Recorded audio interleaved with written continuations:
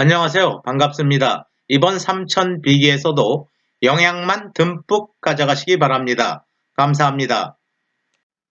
이번 챕터에서는 머신러닝, 즉 기계학습에 관해서 알아보도록 하겠습니다. 머신러닝의 의미, 기초 개념에 관해서 알아보도록 하겠습니다.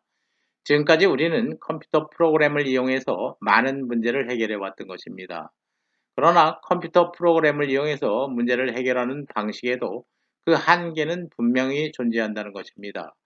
예를 들면 메일이 스팸인지 아니면 햄인지의 여부를 판단하는 필터 설계조차도 어렵다는 것입니다. 너무 많은 룰이 존재하기 때문에 컴퓨터 프로그램으로 해결할 수 없다는 것입니다. 오토매틱 드라이빙, 자율주행 분야에는 더 많은 룰이 존재하는 것입니다. 이러한 많은 룰이 존재하는 문제를 컴퓨터 프로그램 방식으로 해결할 수는 없다는 것입니다. 머신러닝 방식으로 해결하는 것이 또 하나의 돌파구가 되는 것입니다. 미셸은 기계학습, 머신러닝을 다음과 같이 정의한 것입니다. 어떤 머신이 존재하는 것입니다. 작업을 수행하는 머신이 존재하는데 그 머신의 성능이 P인 것입니다. 그런데 현재의 성능을 머신이 그 자신이 개선할 수 있다는 것입니다. 그 개선하는데 경험을 통해서 개선한다는 것입니다. 어떤 자신의 성능을 머신이 경험을 통해서 개선할 수 있다는 것은 그 기계는 학습한다고 할 수 있다고 정의한 것입니다. 여러분들도 다양한 경험을 통해서 현재 똑똑해진 것입니다. 더 스마트해진 것입니다. 경험이 바탕이 되지 않았으면 현재의 여러분들은 없는 것입니다. 여러분들은 경험을 통해서 다양한 지식을 습득하고 그러한 습득된 지식을 통해서 자신의 능력을 개선시킨 것입니다. 기계가 그러한 일을 할 수 있다면 경험적인 데이터를 통해서 기계가 머신이 자신의 성능을 향상시킬 수 있다면 그 기계는 학습한다라고 할 수 있는 것입니다. 기계 학습 시스템 다시 정의하도록 하겠습니다. 주변 환경 2에서 획득한 경험적 데이터를 기반으로 문제를 해결하는 모델 M을 자동으로 구성하는 것입니다. 문제를 해결하는 모델을 자신이 자동으로 만들고 또 스스로 성능 P를 향상시키는 시스템으로 정의할 수 있는 것입니다. 주변 환경에서 획득한 경험적 데이터를 기반으로 문제를 해결하는 모델을 만들고 또 자신의 성능을 향상시키는 시스템, 그러한 것이 바로 머신러닝 시스템, 기계학습 시스템이 되는 것입니다.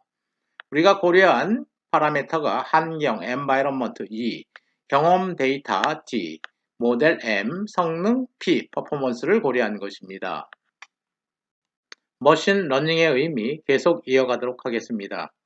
우리는 지금 현재 특정 문제를 해결하는 시스템을 구현하고자 하는 것입니다.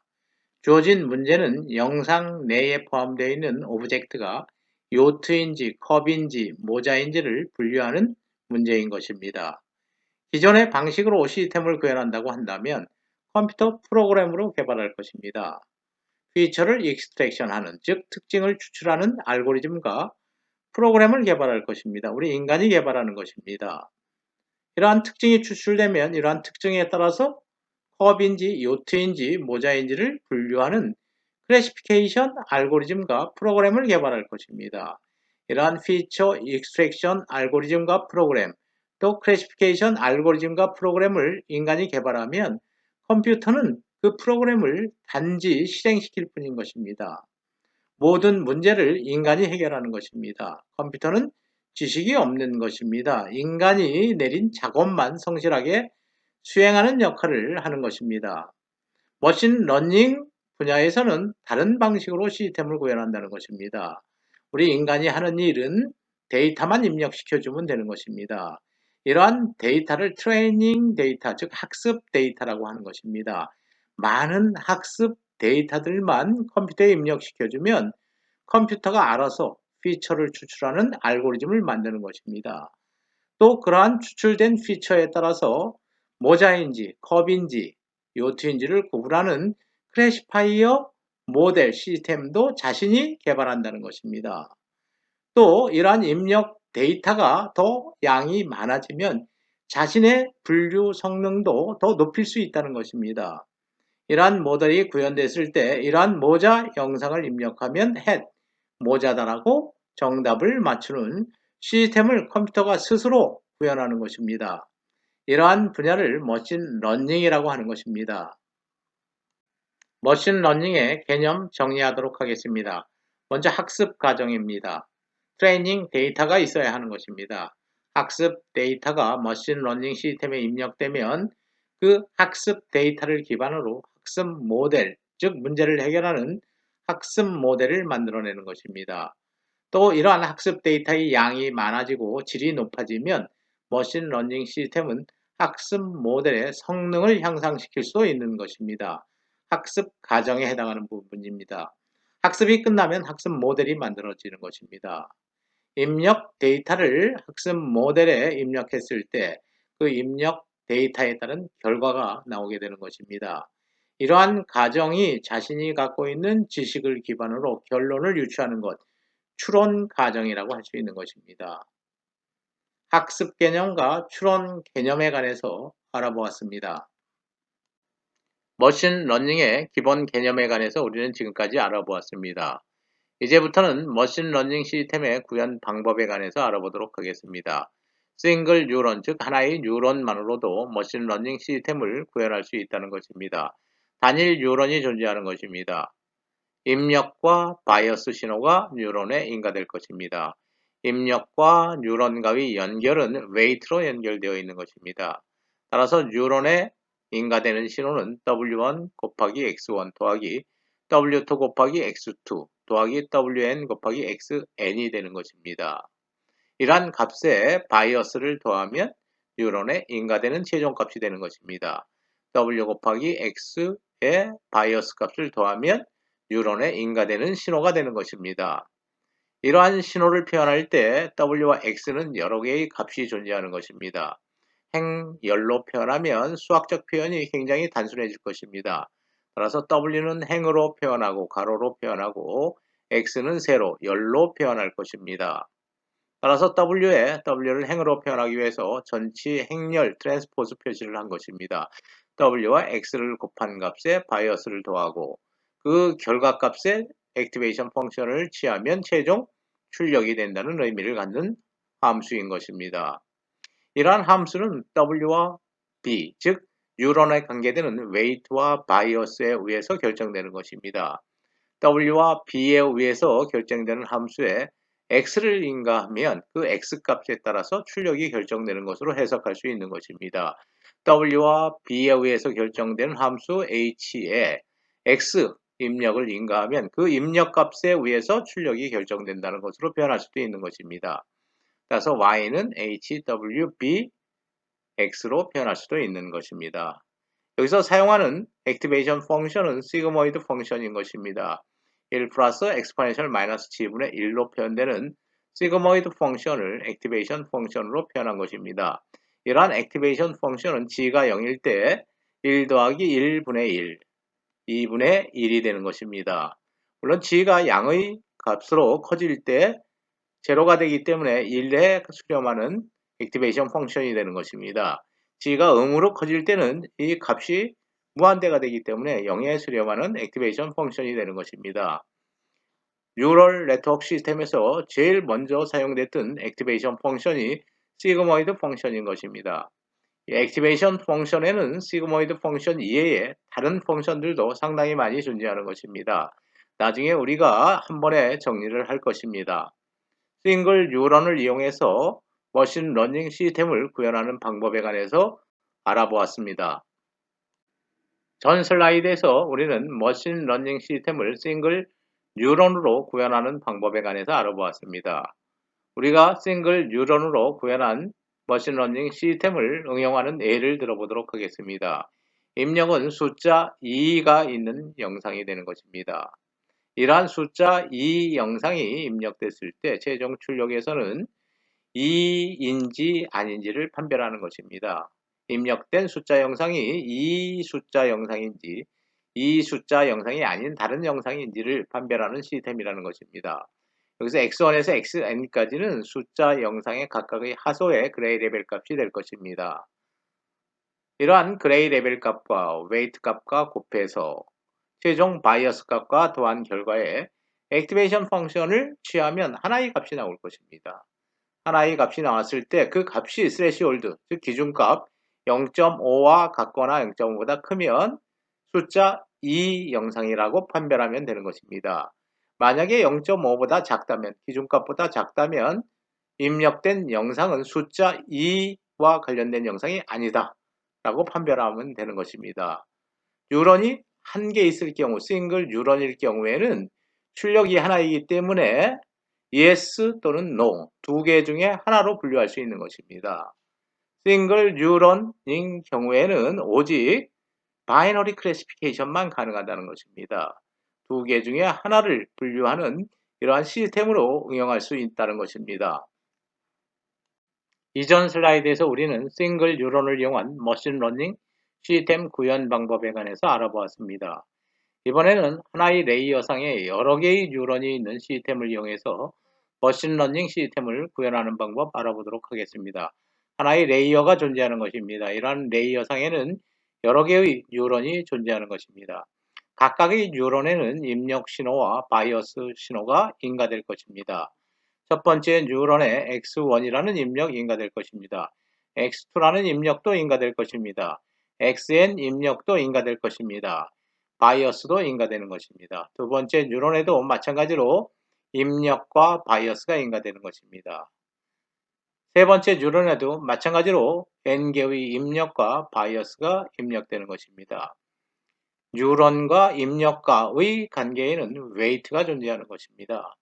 이러한 각각의 뉴런에 인가된 입력 신호는 액티베이션 펑션을 통해서 최종 출력으로 나타나는 것입니다. 액티베이션 펑션을 통해서 최종 출력으로 나타나는 것입니다.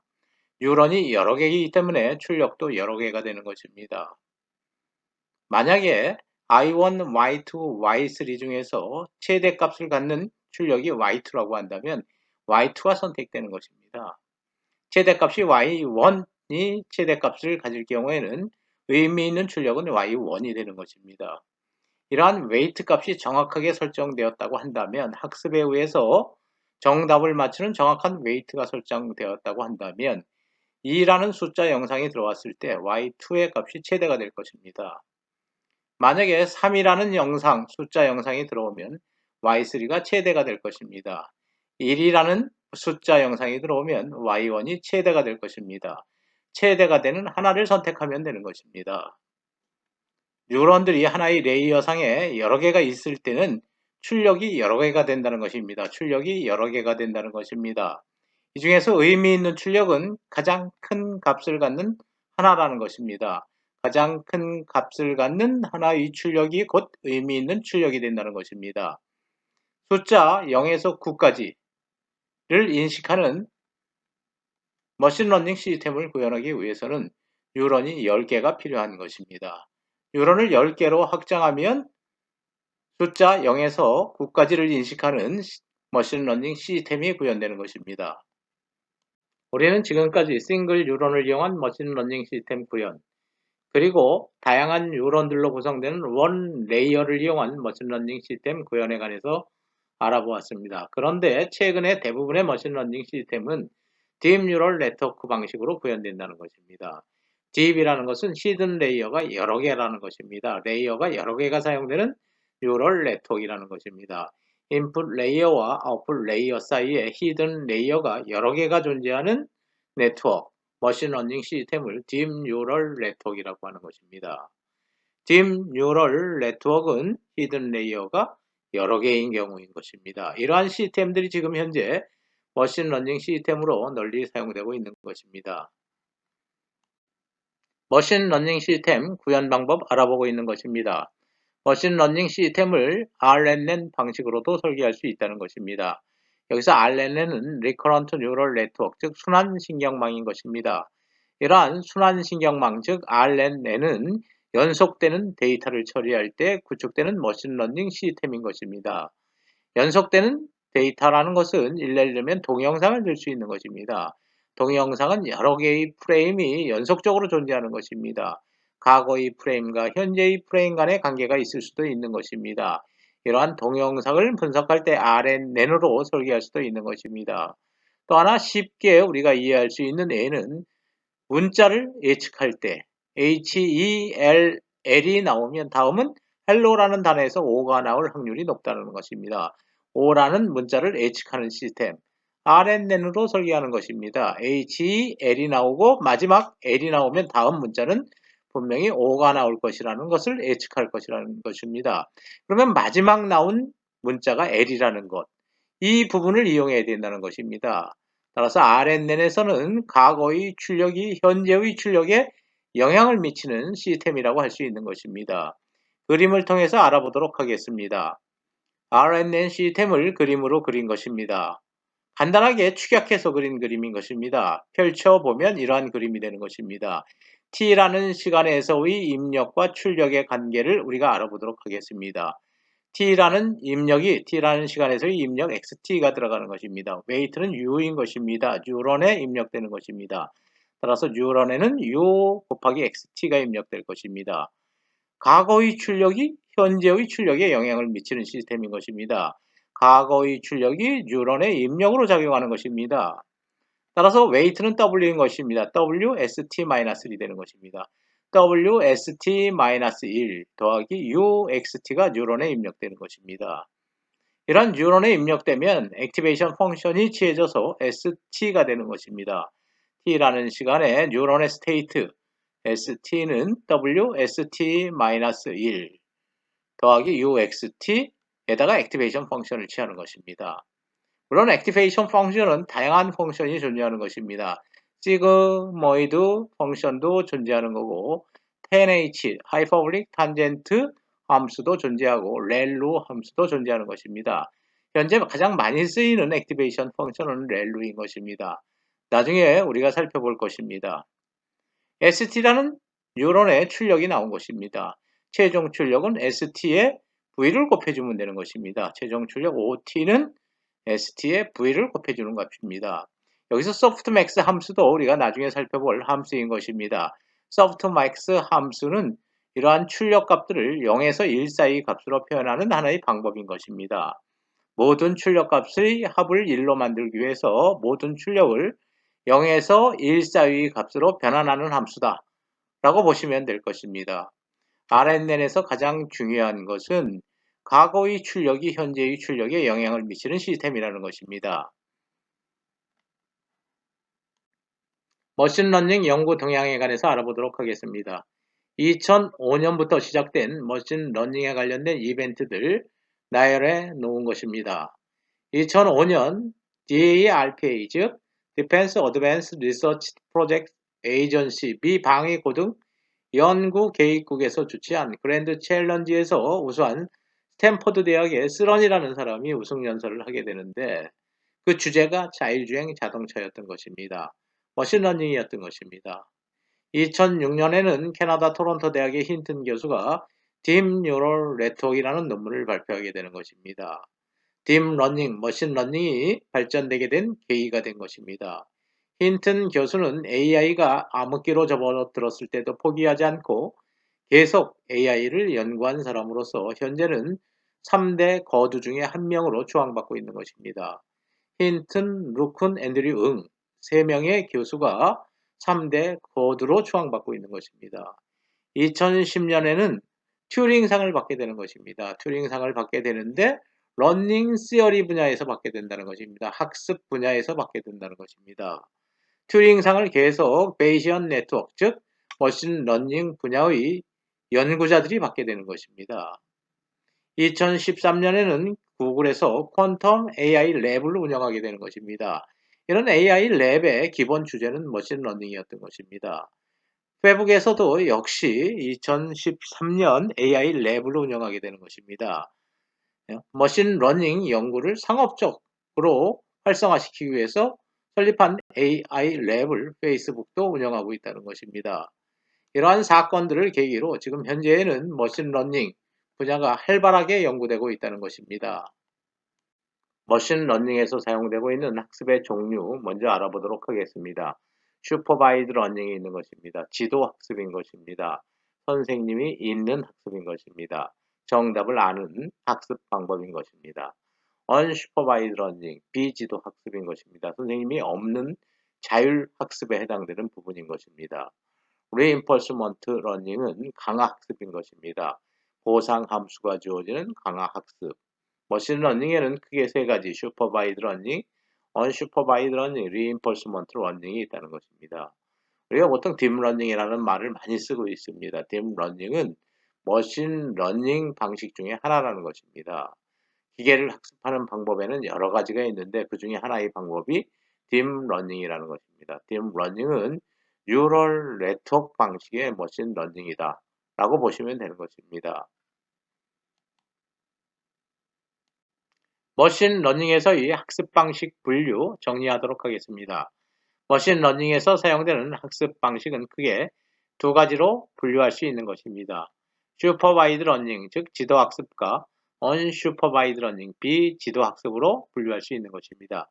지도학습에서 주로 사용되는 학습 방법은 클래시피케이션과 리그레션인 것입니다.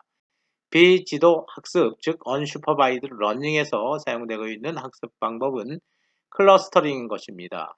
각각에 관해서는 우리가 다음 슬라이드에서 상세하게 살펴볼 내용인 것입니다.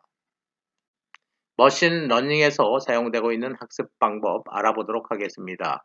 세 가지가 있는 것입니다. 그 중에 하나는 슈퍼바이드 러닝, 지도학습인 것입니다.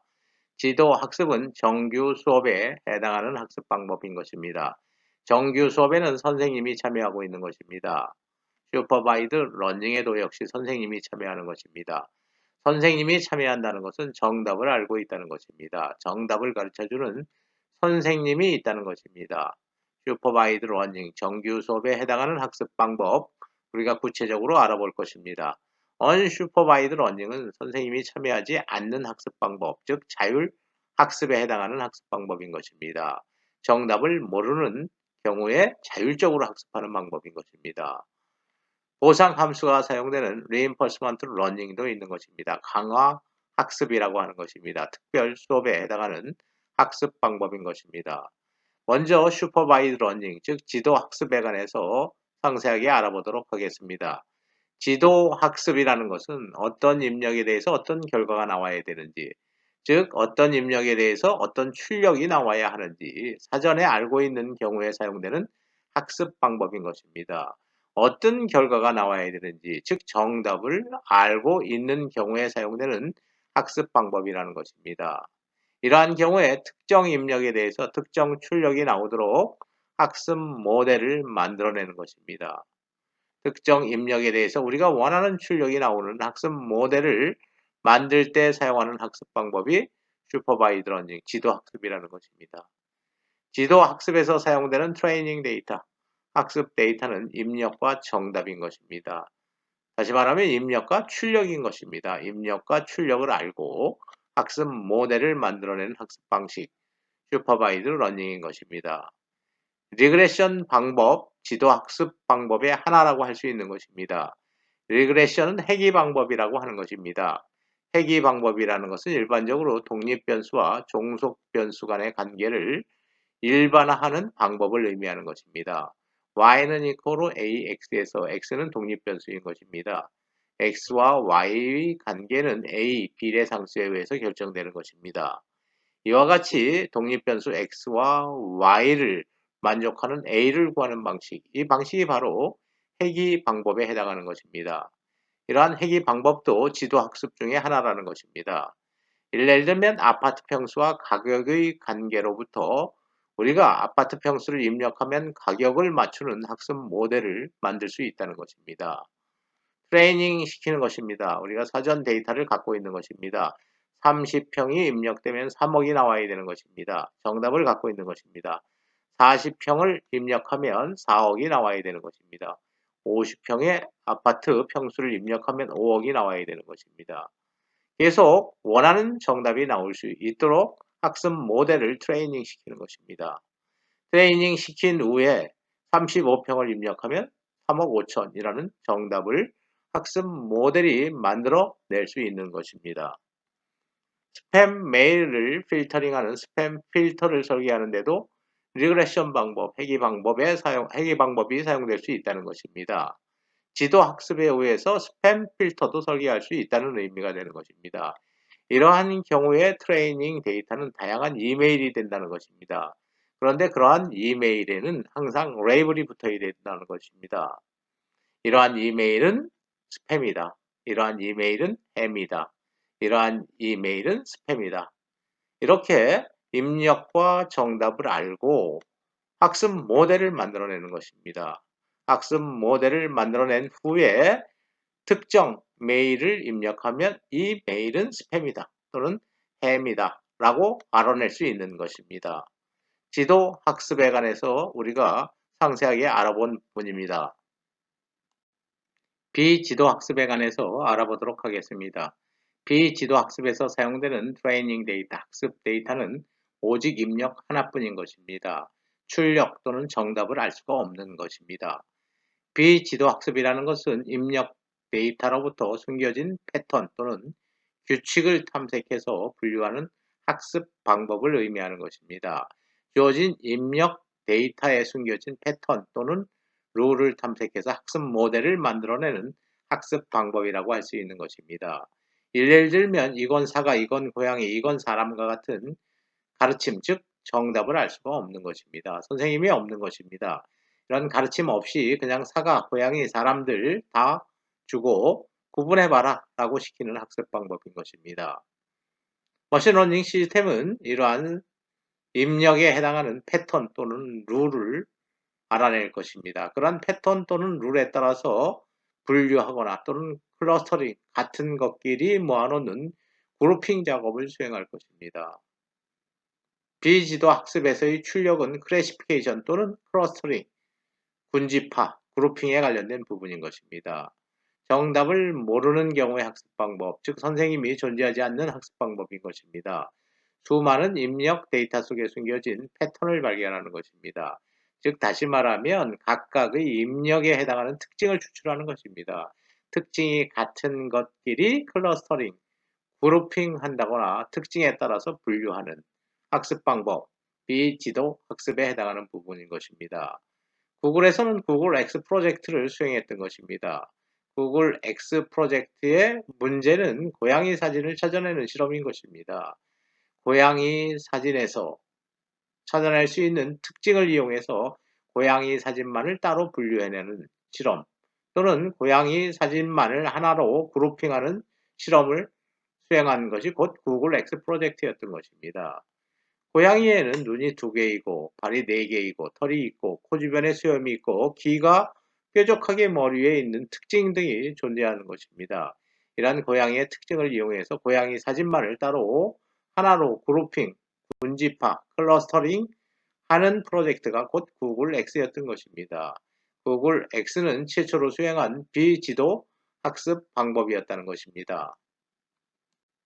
강화학습, reinforcement learning에 관해서 알아보도록 하겠습니다. 강화학습에 사용되는 트레이닝 데이터, 즉 학습 데이터는 입력, 출력 그리고 출력에 대한 평가 함수인 것입니다. 출력이 트레이닝 데이터로 사용됐다는 것은 일종의 지도학습이라고 할 수 있는 것입니다. 정답을 알고 있다는 것입니다. 그러나 강화학습에서는 또 다른 학습 데이터를 사용한다는 것입니다. 그것이 바로 출력에 대한 평가 함수인 것입니다. 강화학습이라는 것은 자신과 환경과의 상호작용에 따라서 자신의 행동을 개선해 나가는 학습 방법인 것입니다. 특정 환경에서 행동을 할 경우 그 행동을 평가하는 것입니다. 잘한 행동이라고 평가되었을 경우 가점을 주는 것입니다. 다음에 또 그러한 행동을 활성화시킬 수 있도록 하는 학습 방법인 것입니다. 잘못된 행동이라고 평가되었을 경우에는 감점을 주는 것입니다. 다음에는 그러한 행동을 하지 말라고 하는 학습 방법인 것입니다. 다시 말하면 시행착오에 따른 보상 함수를 적용하는 학습 방법을 강화학습이라고 할 수 있는 것입니다. 칭찬을 받은 행위는 더욱 강화하고 벌을 받을 행위는 약화시키는 학습 방법인 것입니다. 예를 들어보도록 하겠습니다. 알파고와 이세돌이 바둑을 두고 있는 것입니다. 알파고에는 강화학습이 적용된 것입니다. 알파고가 바둑을 특정 점에 두었을 때 그 특정 점에 바둑을 둔 행위를 평가하는 것입니다. 그 점에 바둑을 둔 것이 플러스 10집의 효과가 있었다 라고 한다면 가점을 주는 것입니다. 다음 바둑에서도 또 그러한 점을 활성화시키라는 것입니다. 특정 점에 바둑을 두었을 때 평가를 한 결과가 10집을 뺏긴 결과가 나왔다. 잘못된 행위인 것입니다. 그런 경우에는 감점을 주는 것입니다. 다음 바둑에서는 그러한 점에 바둑을 두지 말라고 하는 학습 방법인 것입니다. 강화 학습에는 출력에 대한 평가 함수가 트레이닝 데이터로 사용된다는 것입니다. 이것이 가장 큰 강화 학습의 특징인 것입니다. 머신러닝 워크플로우에 관해서 알아보도록 하겠습니다. 머신러닝이 수행되는 작업 절차에 관한 부분인 것입니다. 머신러닝에서 사용되는 학습 방법 크게는 언슈퍼바이드 러닝과 슈퍼바이드 러닝으로 나눌 수 있는 것입니다. 슈퍼바이드 러닝에는 정답이 있는 것입니다. 레이블이 붙어 있는 것입니다. 이것은 국어책, 이것은 영어책, 이것은 역사책이라는 정답이 붙어 있는 것입니다. 그러나 언슈퍼바이드 러닝에서는 입력 데이터에 레이블이 없는 것입니다. 정답을 알지 못하는 것입니다. 언슈퍼바이드 러닝이나 슈퍼바이드 러닝에서 입력 데이터가 머신러닝 시스템에 입력되면 특징이 추출될 것입니다. 그러한 특징에 따라서 머신러닝 알고리즘은 특정 입력들을 그룹핑하거나 또는 입력을 예측하는 프레딕티브 모델을 만들어낼 것입니다. 이러한 것이 머신러닝이라는 것입니다. 언슈퍼바이드 러닝에서 정답이 없는 데이터, 슈퍼바이드 러닝에서 정답이 있는 데이터를 입력하면 각각의 입력 데이터에서 피처를 추출하는 것입니다. 그러한 특징에 따라서 머신러닝 알고리즘을 적용해서 오브젝트를 그룹핑하는 모델을 만들어내거나 아니면 입력을 예측하는 모델을 만들어내는 것입니다. 학습 모델이 하나 만들어지는 것입니다. 이러한 학습 모델에 새로운 데이터, 트레이닝에 사용되지 않은 새로운 데이터를 입력하면 예측 모델에 의해서 이것은 국사책, 이것은 영어책, 이것은 국어책이라고 정답을 알아내는 것이 곧 머신러닝 시스템이라고 할 수 있는 것입니다. 슈퍼바이드 러닝에서 사용되는 트레이닝 데이터들의 예시인 것입니다. 고양이 사진 영상이 있는 것입니다. 개 사진 영상, 머그, 컵 사진 영상, 햇, 모자 사진 영상이 있는 것입니다. 이러한 것들이 슈퍼바이드 러닝에서 트레이닝 데이터로 사용된다는 것입니다. 다시 말하면 이러한 트레이닝 데이터에는 정답이 붙어 있는 것입니다. 이것은 고양이 사진이다. 이것은 개 사진이다. 이건 컵 사진이다. 이거는 모자 사진이다라는 답이 주어진 학습 방법. 바로 슈퍼바이드 러닝 방식인 것입니다. 다음 슬라이드는 슈퍼바이드 러닝에 관련된 슬라이드인 것입니다. 슈퍼바이드 러닝에서는 정답을 이용하는 것입니다. 입력 데이터에 레이블이 부여되어 있는 것입니다. 선생님이 있는 것입니다. 이것은 기린이다. 이것은 고양이다. 라고 선생님이 알려주는 것입니다. 이러한 정답이 있는 입력 데이터를 트레이닝 데이터로 사용해서 학습 모델을 만들어내는 것입니다. 이러한 입력이 들어갔을 땐 기린이다. 이러한 입력이 들어갔을 땐 고양이다라고 계속 학습 모델이 맞출 수 있도록 트레이닝을 시키는 것입니다. 트레이닝이 끝나면 학습 데이터로 사용되지 않은 새로운 입력을 입력시키는 것입니다. 그랬을 때 이것은 기린이다 라고 맞추는 방법이 슈퍼바이드 러닝인 것입니다. 언슈퍼바이드 러닝에 관해서 알아보도록 하겠습니다. 언슈퍼바이드 러닝에서는 입력 데이터에 레이블이 붙어있지 않은 경우인 것입니다. 정답을 알지 못하는 경우입니다. 따라서 언슈퍼바이드 러닝이라는 것은 입력 데이터를 같은 특징을 갖는 여러 개의 그룹으로 클러스터링 해주거나 또는 여러 개의 그룹으로 클래시피케이션, 분류해주는 역할을 하는 학습 방법인 것입니다. 언슈퍼바이드 러닝에 의해서 학습된 학습 모델인 것입니다. 이러한 학습 모델에 입력을 인가하면 이러한 입력의 특징에 따라서 룰에 따라서 패턴에 따라서 두 개의 그룹으로 나누어지는 것입니다. 기린 사진은 기린 사진끼리, 고양이 사진은 고양이 사진끼리 클러스터링 하거나 또는 기린 사진과 고양이 사진을 클래시피케이션, 분류해주는 역할을 하는 것이 곧 언슈퍼바이드 러닝 모델인 것입니다. 슈퍼바이드 러닝과 언슈퍼바이드 러닝에 관해서 알아보도록 하겠습니다. 슈퍼바이드 러닝에서는 레이블이 붙은 트레이닝 데이터를 이용해서 러닝 학습시킨다는 것입니다.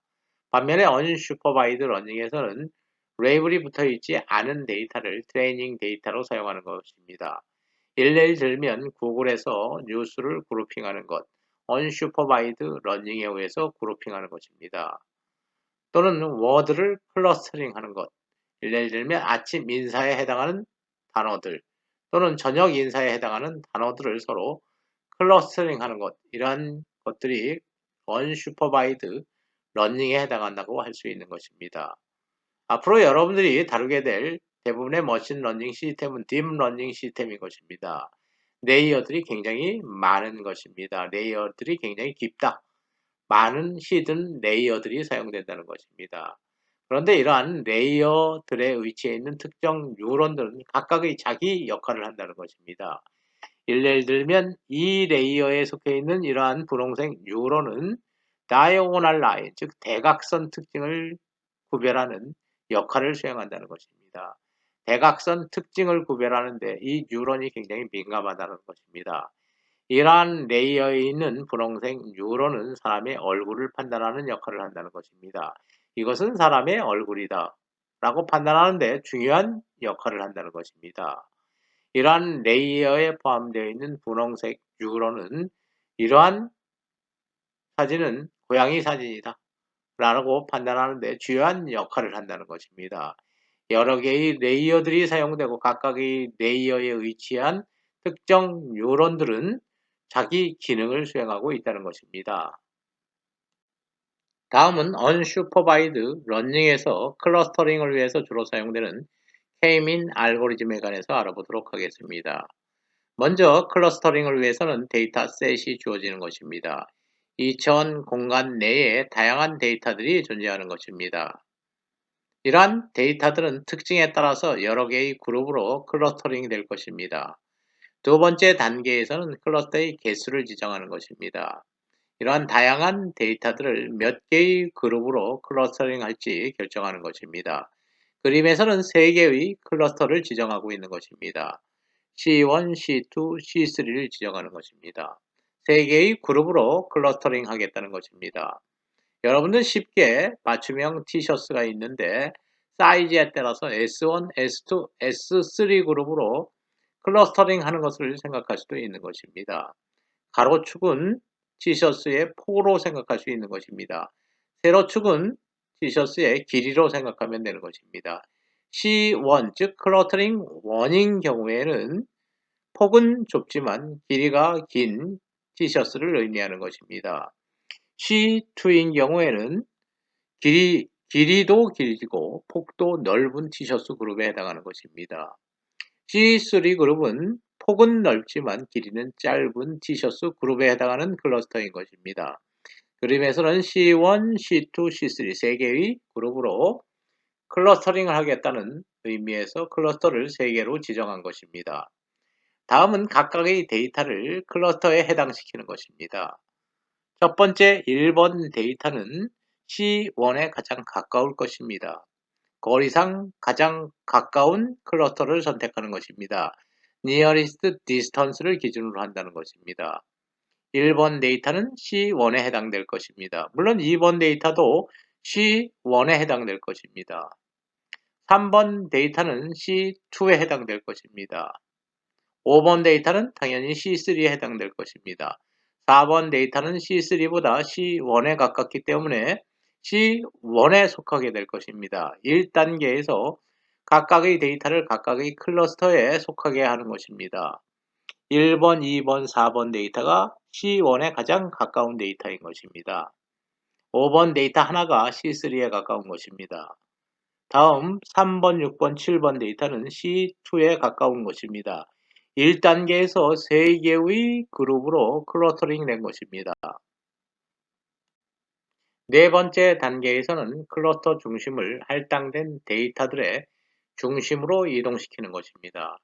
현재 1번, 2번, 4번이 클러스터 1에 속해 있는 것입니다. 3번, 6번, 7번 데이터가 클러스터 2에 속해 있는 것입니다.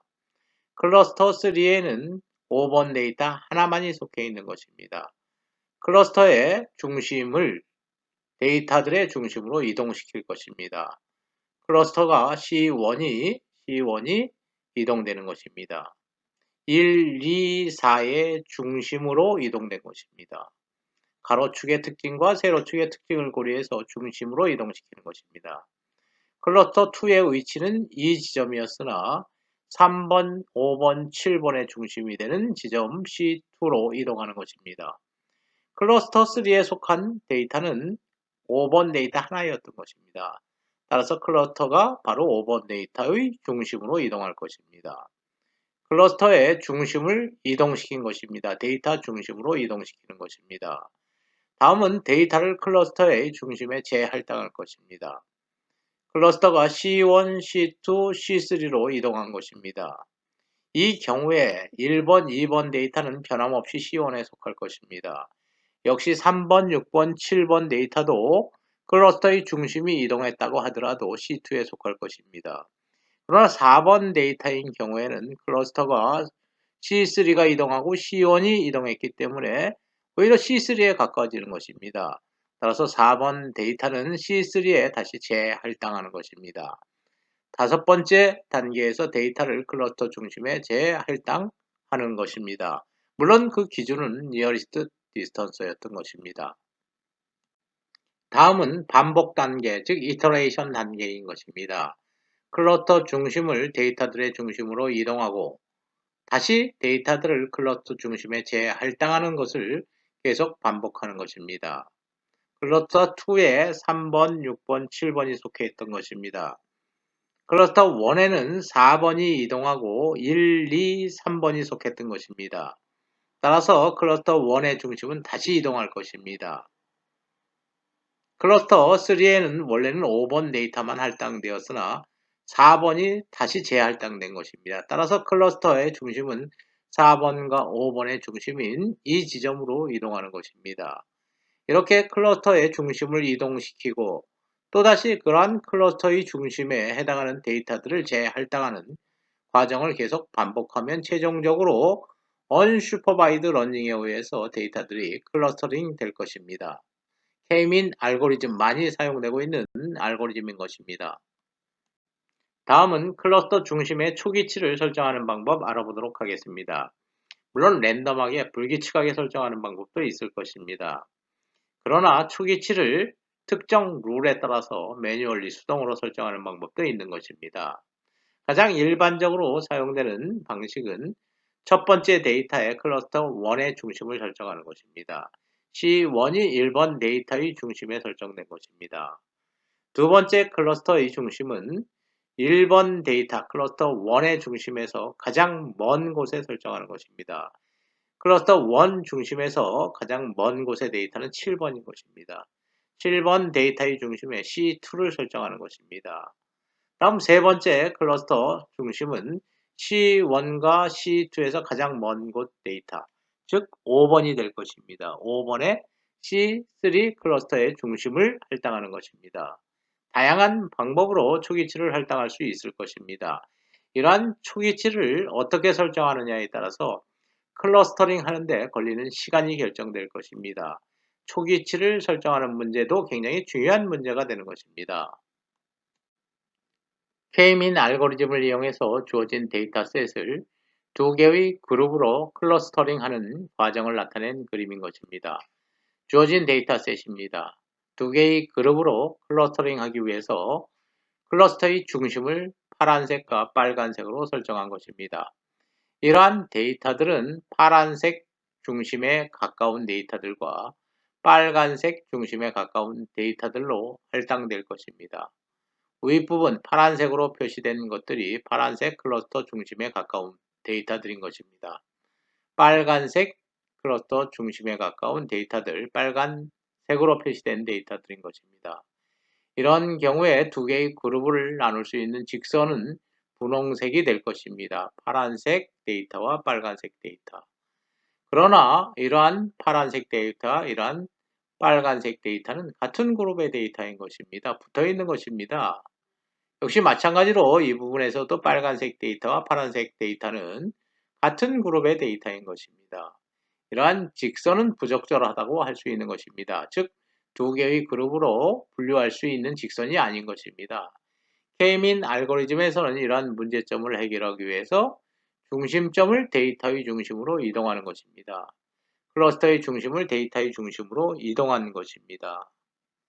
이동한 다음에 다시 클러스터의 중심이 이동했기 때문에 데이터들을 재할당하는 것입니다. 재할당한 다음에 두 개의 그룹을 구분하는 직선이 분홍색 직선이 되는 것입니다.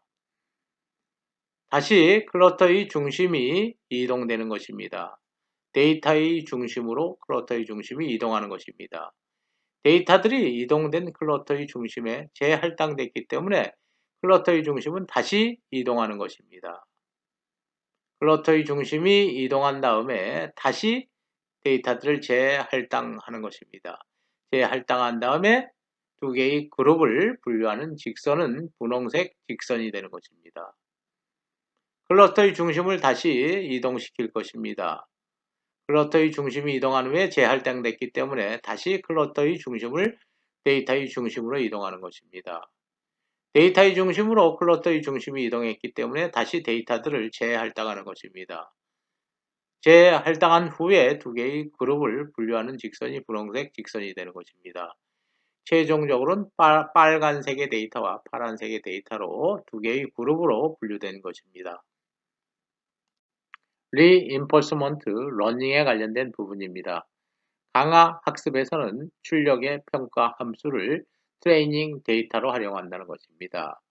그러한 행동이 올바른 행동인지 아니면 그릇된 행동인지를 판단해서 더 강화할 것인지 아니면 약화시킬 것인지를 결정하는 학습 방법이 reinforcement learning 학습 방식이라는 것입니다.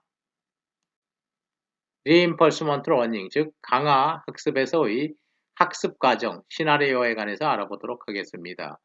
바둑을 두고 있는 것입니다. 알파고가 있는 것입니다. 알파고는 항상 바둑을 특정 지점에 두었을 때 그 바둑을 둔 행위에 대해서 평가를 하고 있다는 것입니다. 항상 관찰을 하면서 평가하는 것입니다. 평가 결과가 좋다고 한다면 보상 점수로 1점을 할당하는 것입니다. 만약에 평가 결과가 나쁘다고 한다면 감점을 하는 것입니다. 보상 점수로 마이너스 1점을 부여하는 것입니다.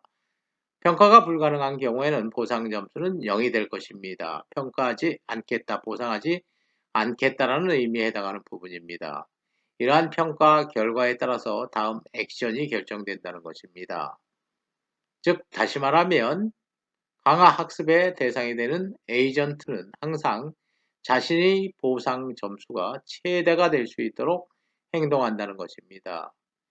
이와 같이 잘한 행동은 강화하고 잘못된 행동은 약화시키는 학습 방식을 리인포스먼트 러닝, 강화 학습이라고 하는 것입니다. 머신러닝 시스템에서의 예측과 학습에 관해서 알아보도록 하겠습니다. 기존 컴퓨터에서의 문제 해결 방법인 것입니다. 머신러닝 시스템에서의 문제 해결 방법인 것입니다. 기존 컴퓨터에서는 프로그램에 따라서 입력을 처리해서 출력을 산출하는 역할을 수행하는 것입니다.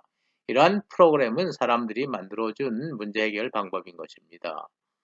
예를 들면 3 곱하기 4라는 입력이 들어오면 사람이 만들어 놓은 구구단 프로그램에 따라서 12를 산출하는 역할을 하는 것이 기존 컴퓨터의 역할인 것입니다. 그러나 머신러닝 시스템에서는 질문에 대한 대답을 하는 것입니다. 특정 질문에 대해서 올바른 대답을 하기 위해서는 생각을 해야 되는 것입니다. 생각을 하기 위해서는 학습을 해야 되는 것입니다. 이러한 학습 모델이 사용되는 분야가 머신러닝 분야라고 할 수 있는 것입니다. 킬로미터를 마일로 바꾸는데 공식이 있는 것이 아닙니다. 사람이 만들어준 공식을 이용하는 것이 아닙니다. 자기 자신이 킬로미터를 마일로 바꾸는 공식을 만들어야 되는 것입니다. 알고리즘을 자기 자신이 개발해야 되는 것, 즉 학습 모델을 만드는 분야가 머신러닝 분야라고 할 수 있는 것입니다. 예를 들어 보도록 하겠습니다. 킬로미터를 마일로 바꾸기 위해서는 비례상수 C를 알아야 되는 것입니다. 즉 공식을 만들어야 된다는 것입니다.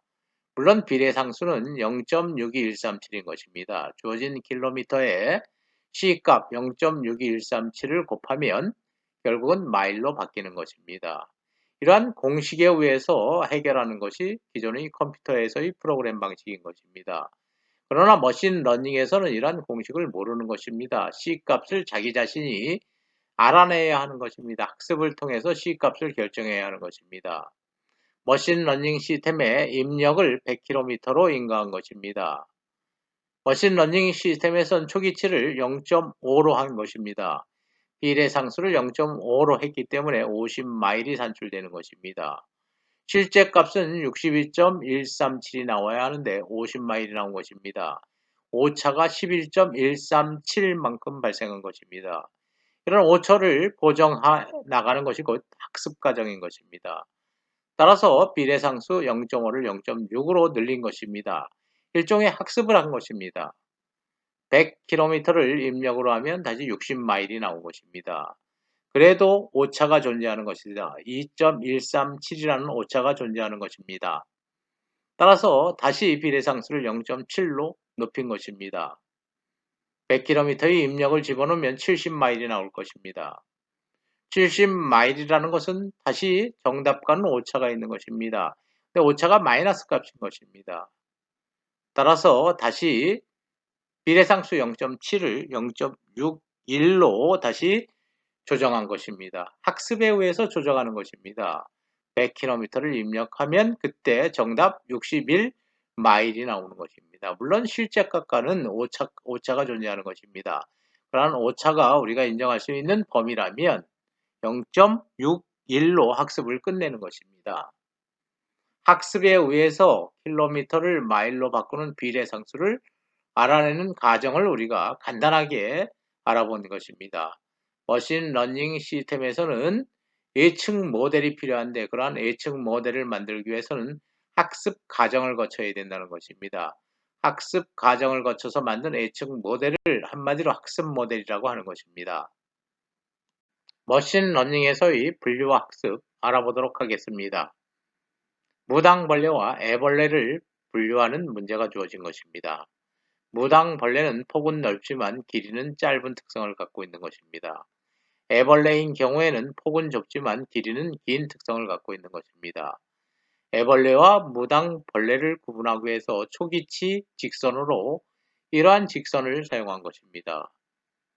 기울기가 너무 큰 것입니다. 애벌레와 무당벌레를 구분하는 직선이 되지 못하는 것입니다. 다시 기울기가 너무 컸기 때문에 기울기를 줄인 것입니다. 기울기를 줄였습니다. 역시 애벌레와 무당벌레를 구분할 수 없는 것입니다. 기울기를 너무 작게 했기 때문에 다시 기울기를 크게 하는 것입니다. 애벌레와 무당벌레를 구분할 수 있는 직선이 만들어진 것입니다. 미주의 모르는 곤충을 입력했을 때 이러한 직선에 의해서 분류하면 이러한 곤충은 애벌레다 라고 답을 맞출 수 있는 예측 모델이 만들어지는 것입니다.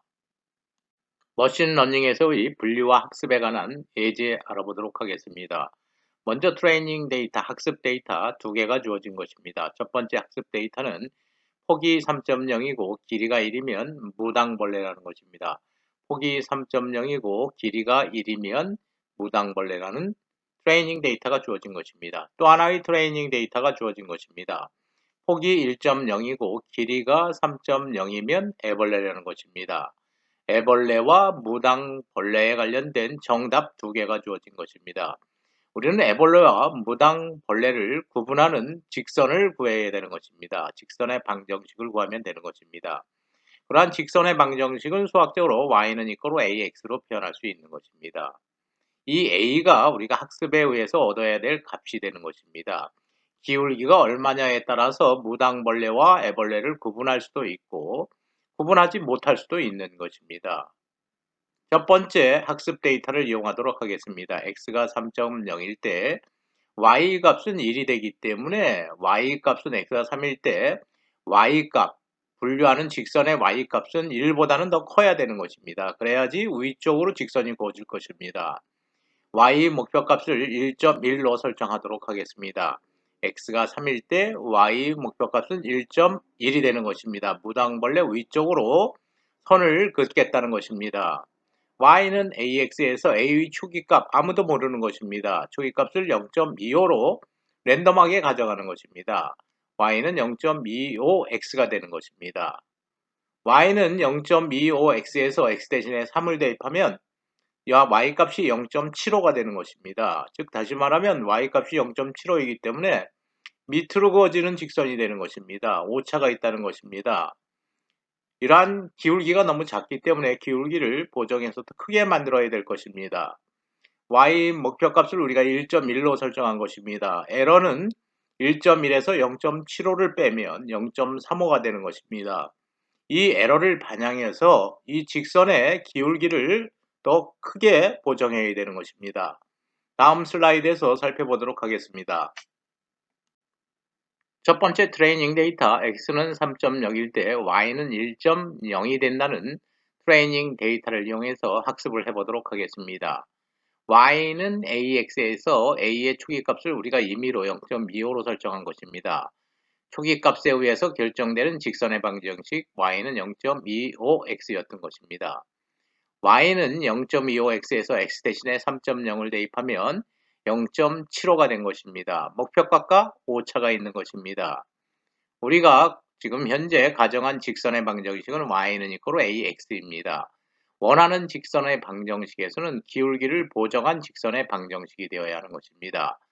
y는 0.75x이기 때문에 실질적으로 분류하는 직선이 설정되지 않았다는 것입니다. 따라서 원하는 직선의 방정식은 기울기를 조정해야 된다는 것입니다. 델타 A만큼 조정하는 것입니다. 따라서 원하는 방정식의 수식은 T는 타켓 T는 A 플러스 델타 AX가 되는 것입니다. A가 A 플러스 델타 A로 변화되는 것입니다. 에러는 타켓 직선의 방정식에서 실제 직선의 방정식을 빼면 되는 것입니다. 에러는 T-Y를 하면 T-Y라면 AX는 없어지고 델타 AX만 남는 것입니다. 델타 AX는 오차인 것입니다. 따라서 1.1 우리 목표값에서 0.75를 뺀 0.35에 해당하는 것입니다. 델타 A를 구하면 X분의 2가 되는 것입니다. X분의 2가 되는 것입니다. X는 3.0이기 때문에 3.0분의 0.35를 하면 0.1167이 되는 것입니다. 보정해야 할 기울기 값을 우리가 구한 것입니다. 따라서 A 플러스 델타 A를 구해보면 A는 원래 0.25였던 것입니다. 초기값이 0.25였고 델타 A값 보정해야 될 기울기 값을 구하니까 0.1167이 된 것입니다. 따라서 0.1167을 더하면 0.3667이 되는 것입니다. y는 0.3667x로 변하게 되는 것입니다. 학습에 의해서 0.3667이라는 기울기를 구한 것입니다. y는 ax에서 a가 이제 0.3667이기 때문에 x값 3.0을 대입하면 목표값에 도달한 것입니다. y가 1.1이 되는 것입니다. 타켓의 직선은 A에 델타 A가 더해졌기 때문에 이러한 직선보다 더 위에 있는 것입니다. 기울기가 더 커진 것입니다.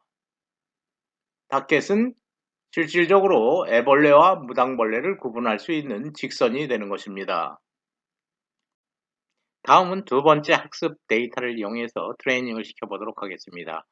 x는 1.0일 때 y는 3.0이 된다는 학습 데이터인 것입니다. 따라서 y는 0.3667x에서 x 대신에 1.0을 대입하면 0.3667이 되는 것입니다.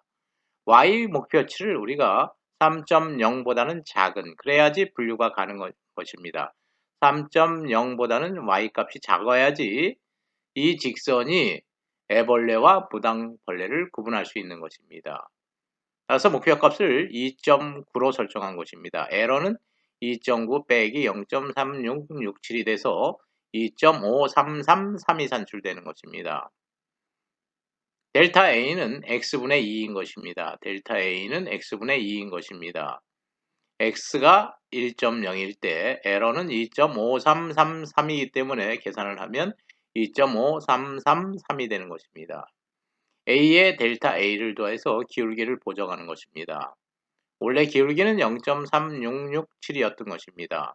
여기에 2.5333을 더하면 2.9가 되는 것입니다.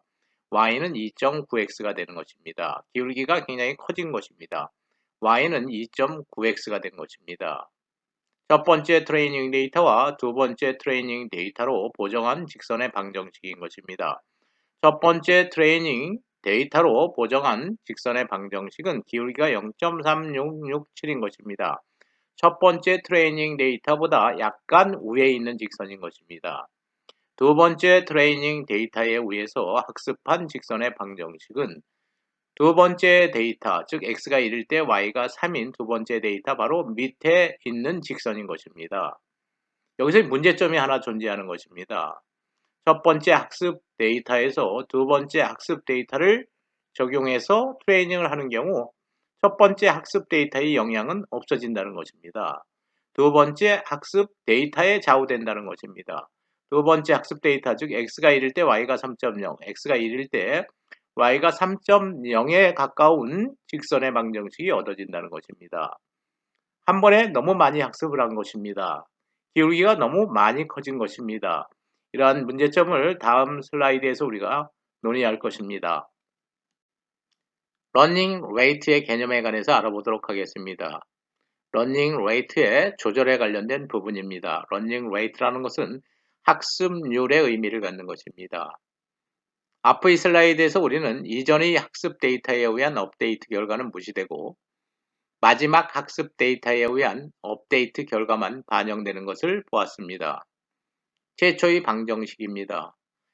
첫 번째 트레이닝 데이터를 이용해서 보정한 직선인 것입니다. 두 번째 트레이닝 데이터를 이용해서 보정한 직선인 것입니다. 마지막 보정한 직선이 되는 것입니다. 이러한 마지막 직선은 2차 트레이닝 데이터, 두 번째 트레이닝 데이터에 의해서 결정되는 값이라는 것입니다. 1차 트레이닝 데이터에 의한 영향은 무시된 채 마지막 트레이닝 데이터에 의한 결과가 산출된다는 것입니다. 이러한 문제점을 개선하는 것이 필요한 것입니다. 즉 다시 말하면 업데이트 정도를 미세하게 조정하는 것이 필요한 것입니다. 한 번에 너무 많이 학습한 것입니다. 따라서 마지막 데이터에 의한 결과만 반영되게 되는 것입니다. 학습률이라는 것을 도입해서 다시 트레이닝을 시켜보도록 하겠습니다. y는 0.25x 초기치인 것입니다. 0.25에 x값 3.0을 대입하면 0.75가 되는 것입니다. 목표값을 우리가 1.1로 설정한 것입니다. 1.1에서 0.75를 빼면 에러값은 0.35가 되는 것입니다. 이러한 에러를 줄이기 위해서 우리가 첫 번째 트레이닝 데이터를 이용하는 것입니다. x는 3.0일 때 y는 1.0이라는 트레이닝 데이터를 이용하도록 하겠습니다. 델타 A, 즉 보정될 기울기의 값은 x분의 2였던 것입니다. 그런데 없었던 새로운 파라메터 러닝 레이트를 하나 임의로 도입한 것입니다. L을 곱해주는 것입니다. L이 가질 수 있는 값은 0에서 1 사이의 값인 것입니다. x분의 2를 한 결과에 러닝 레이트를 곱해준다는 것입니다. 델타 A는 러닝 레이트를 0.5로 설정했을 때 0.5 곱하기 x분의 2, x는 3.0, 에러는 0.35, 계산하면 0.0583이 되는 것입니다. 보정해야 할 기울기 값인 것입니다. 원래 이 기울기 0.25에 보정해야 할 기울기 값 0.0583을 더하면 0.3083, 즉 y는 0.3083x가 되는 것입니다. 기울기가 0.3083으로 0.25에서 업데이트된 것입니다. 0.25에서 기울기가 0.3083으로 업데이트된 것입니다. 업데이트는 되는 양이 더 작은 것입니다. 러닝 레이트를 0.5로 설정했기 때문에 그런 것입니다. 두 번째 트레이닝 데이터를 이용해서 학습시키도록 하겠습니다. 두 번째 트레이닝 데이터는 x가 1.0일 때 y가 3.0이라는 데이터인 것입니다. y값을 계산하면 y는 0.3083x에서 x를 2를 대입하면 y값은 0.3083이 되는 것입니다. 우리의 목표값은 2.9로 설정되었던 것입니다. 2.9에서 실제값 0.3083을 빼면 오차는 2.5917이 되는 것입니다. 우리가 보정해야 할 기울기의 값은 x분의 2인데 러닝 레이트가 새롭게 도입된 것입니다. x분의 2, x는 1.0, 에러는 2.5917인 것입니다.